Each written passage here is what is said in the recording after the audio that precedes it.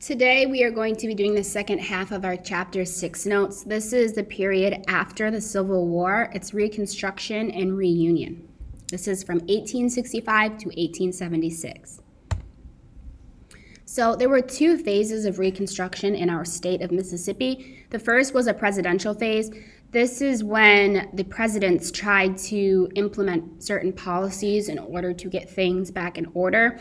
And then the second phase came along when the presidential phase wasn't fully working out. And the congressional phase was when Congress took over, when the southern states wouldn't obey the president. So this is all happening because whites were still discouraging racial equality and implemented policies to segregate whites and blacks in the South. So even though they surrendered, the Civil War was over, the South, we were still not fully following what we were supposed to. So Reconstruction began in 1863. President Lincoln, he had these plans, and he was trying to issue amnesty to any Confederate soldier who would pledge allegiance to the United States. And he said if 10% of those voters took an oath and created a state government, the state could vote again. But Lincoln was assassinated at the end of the Civil War. Notes we talked about Lincoln was assassinated by John Wilkes Booth. So he was not able to complete his plan. He had just started to try and implement some policies, and he was unfortunately assassinated. So the former Vice President, Andrew Johnson, took over as president, and he took over Lincoln's plan, and he made just a few minor changes, and that plan then took off in 1865. So now that Andrew Johnson was president, he wanted to make Reconstruction as easy and quick as possible. William L. Sharkey was appointed provisional governor for Mississippi. They needed someone to go into Mississippi and be in charge. Sharkey was in favor of the Union during the Civil War, so he was for the United States, and he wanted the South to rejoin. Sharkey was supposed to hold a constitutional convention to get rid of the secession ordinance and give rights of citizenship to former slaves. But all he did was nullify the secession ordinance where, remember in Chapter 5, we talked about Mississippi seceded, and our reasoning in the ordinance we said was states' rights. So Sharkey got rid of that, but he did not address the issue of former slaves' rights. That was left unsolved and unfixed. So now that all the slaves were free, Mississippi, along with the rest of the nation, had to establish what a freed man even was. So who were these people exactly that were just under the ownership of the whites? So Mississippi legislature ended up producing black codes, which is a set of laws that regulated the lives of freed men. So slave marriages did end up being legalized, and children from those marriages were legalized, but these codes still made them very restricted and gave them very few rights. Mississippi and some other southern states refused to ratify the 13th Amendment, which abolished slavery. So when we refused to do that, the federal government was like, Mississippi is not going to cooperate. We're going to need to take action here. So what those black codes were, what Mississippi implemented, that legislator, this is what it did. It said that freed men, which were former slaves, they were not allowed to vote or hold public office. They could only own property within towns and cities and could only carry firearms with special permission of local authorities. They were not allowed to gamble or consume alcohol, and if they were found guilty, they were subject to arrest, fine, and imprisonment. And if you were an adult male and not employed by January of 1866, which is a bit crazy, you would be charged with vagrancy and fined or imprisoned. And if you were convicted of flagrancy, you could be hired or leased to any white man who paid your fine that you couldn't pay. So basically, it kind of sounds like you were being hired or leased to a white man, which sounds a little bit like slavery to me. Also, as does the next, those who were under 18 and not living with their parent were apprenticed to white men. So people who were separated from their family and didn't know where their family was, if they were under 18, they could be apprenticed out to white men and used as like an assistant or a worker.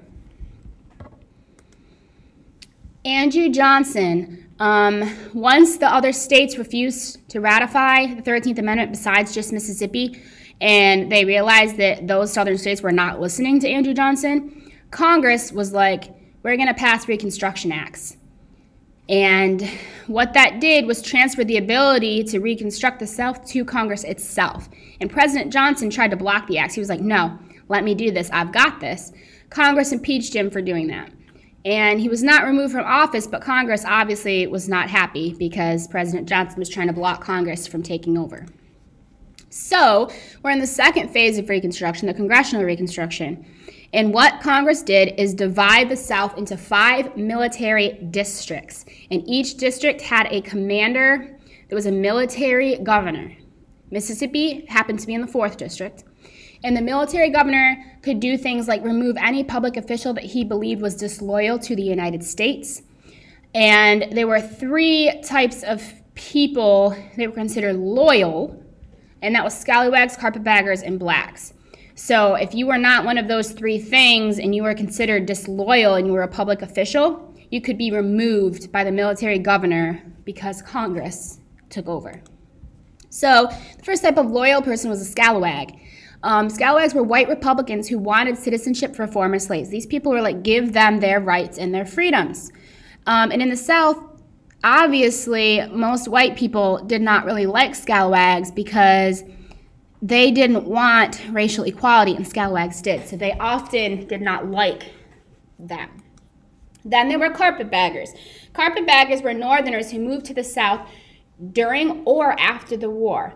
And people viewed them as taking advantage of the people in the South and their poor economic condition and seeing it as a cheap way to get things. But really, if people came from the North to the South, they were usually maybe abolitionists or teachers and things like that. So that's why they were not liked. And then obviously blacks. Only a few black officials were illiterate in Mississippi, so most black elected officials were able to do their jobs. So what that's saying is, remember, slaves were not allowed to learn how to read or write. So it's very hard to be in charge if you don't know how to read and write. So they learned quickly, and they were able to do their jobs. Most were hardworking, honest men, but some white men made their jobs extremely difficult by refusing to cooperate with any black official. So if a black official tried to tell someone what to do, they would refuse to listen or refuse to even hear their idea that may be like a really great plan because of the color of their skin. So we had our first Constitution in 1817, then we had a Constitution of 1832. Now we need a new Constitution before we rejoin the United States. We have to fix what's broken. So our new Constitution was required to give blacks equal rights and protection by law. So the Mississippi legislature ratified the 13th and 14th Amendments, and 36 black men were elected to the legislature, and that's why that was able to get pushed through. And then after Mississippi performed the tasks necessary to return to the Union and ratified the 13th and 14th Amendments, Congress allowed Mississippi to rejoin the Union. And Mississippi returned to the Union, the United States, on February 23rd, 1870. What was the 13th and 14th Amendment?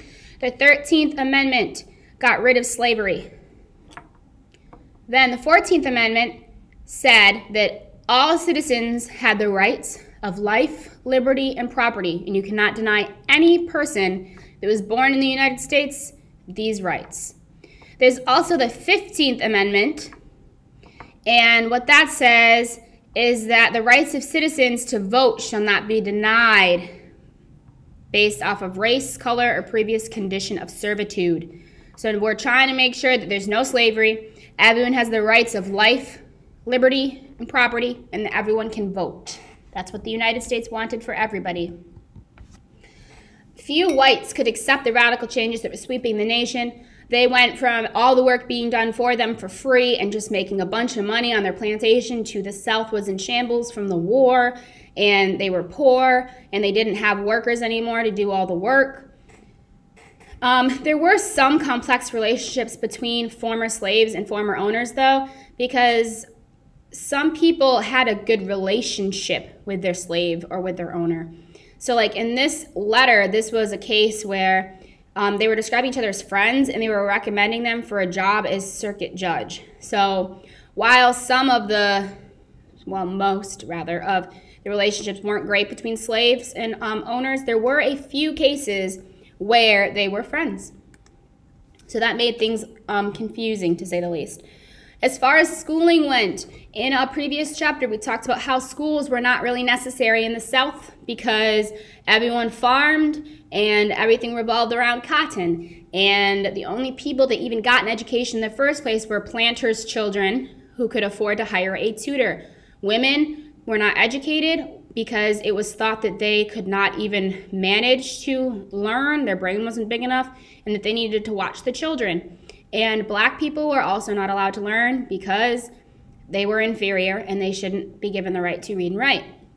So one of the most important achievements of Reconstruction was the establishment of schools. Obviously, black people were like, yes, please teach us to read and write. We want to go to school. But only a few local white people would teach. And like we talked about earlier, like as far as elected officials were concerned, if you can't read and write, how are you supposed to teach others to read and write or do a job?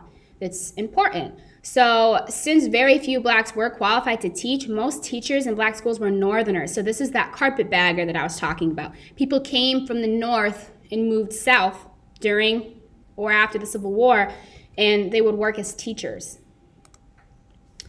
The ideas of blacks being educated and all this change enraged some white Mississippians. So terrorist groups formed to discourage blacks and Northern teachers from going to school. The most famous of these groups was the Ku Klux Klan. At first, they were just trying to threaten and scare, but when that didn't work, they resorted to serious violence. They burned black churches and schools. They killed teachers and parents and students that went to school. And there were laws passed causing imprisonment of several Klan leaders, but that didn't stop them. They still had activity. They quieted down for a while those leaders were imprisoned. However, they weren't gone. So, Mr. Ames was a former Union general, and he was elected governor in 1873. He was a moderate who wanted to reduce taxes and decrease racial tension. He wanted everyone to get along and to make some more money. Many black officials were elected that year as well. And very soon, white Mississippians considered the Republican Party the black man's party, and the Democratic Party the white man's party. So now political parties are being affiliated with the color of skin: Republican, black, Democratic, white. So in 1874, racial skirmishes were frequent, but by summertime, they were uncontrollable. There were extremely exaggerated reports of a riot spread across the state. We've talked about before how newspapers and politicians and things like that can sway people, and it can be very biased, and that's what happened. And Governor Ames was heavily criticized for his handling of the riot, and many white voters lost their faith in him. And the election of 1875 was so chaotic and full of riots that they called it a revolution in itself. Governor Ames ended up sending out troops from the state militia to keep the peace, but that failed because most of the troops were black. So to avoid an all-out war, he had to agree to break up the militia. And in response, the Democratic Party said they would try to keep their party members from further violence if Ames broke up the militia, which they did.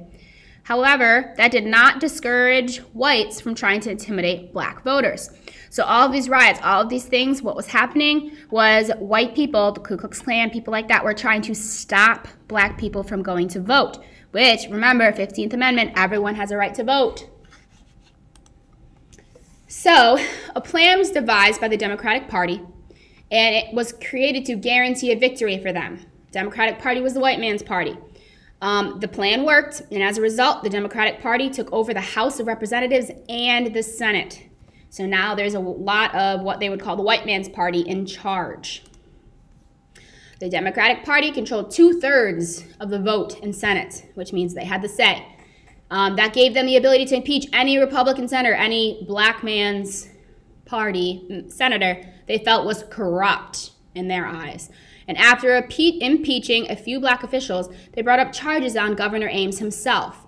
And because he hadn't done anything illegal, all of the charges were very political, and he was attacked personally. So he resigned in 1876, and John Stone became governor. So after that election, and when the Democratic Party got control, they were trying to minimize the impact of black voters and give them the smallest say possible. So what they did was create a district called the Shoestring District.